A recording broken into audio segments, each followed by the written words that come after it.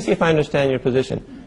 Basically, would you say that it's wrong for the citizens to initiate physical force against other citizens like an armed robber does? Unless we permit but that it's okay by law. it's okay for the government to do so. Because the government has been authorized by the people. Okay, but if the government authorized armed robbers to do it, it would be okay? If the government is that foolish to do so, I don't know what kind of country that would be, but that's legal, and if it's constitutional, so be it. But would you think that that's moral for individuals to be empowered to rob their fellow citizens? I don't think so. So that would be wrong. So basically, I would think so. It's wrong. Okay, so you think that it's wrong for a citizen, an individual citizen, to initiate force against others to deprive them of their property, but it's okay for the government to do it if the majority has elected that government. It is okay if the government is authorized to do so. The government is authorized to levy taxes, and the authorization comes from the people through their representatives. Now, if the people, through their representatives, say no taxes, everything be charity, so be it. Okay. So you would say that all legitimate governmental power is derived from the people? That's the way it is in our Constitution.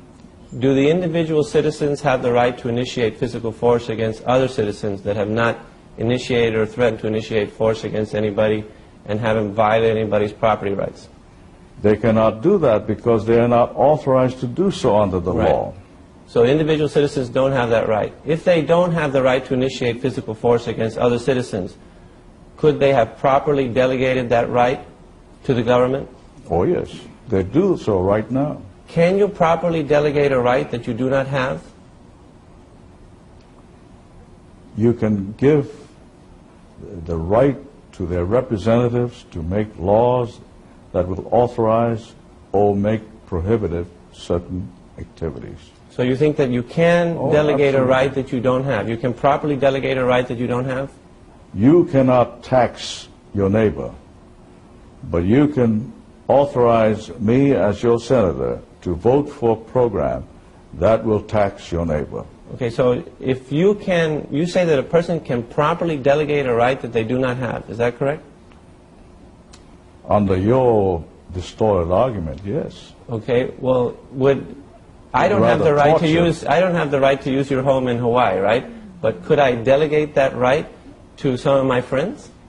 No way. Right, so you really can't delegate a right that you don't have. You have to have the right in order to delegate We're it, talking right? about the government here. Right, but you agreed that the individuals do not have the right. You can authorize the government. Right, but did you agree? Take over my residence. Okay, but do you agree that the individuals did not have the right to initiate force against the other individuals? They don't have that right. No. So, although some people think they do. Then they could not have delegated that right if they didn't have it. They would delegate authority to us, their representatives, to make laws in their best interest. So even if they don't have the right, they can delegate it to somebody else. To make laws that might do that. So then you think that you can actually delegate a right that you do not have. I don't know why you use this tortured route. Well, you know what I'm saying.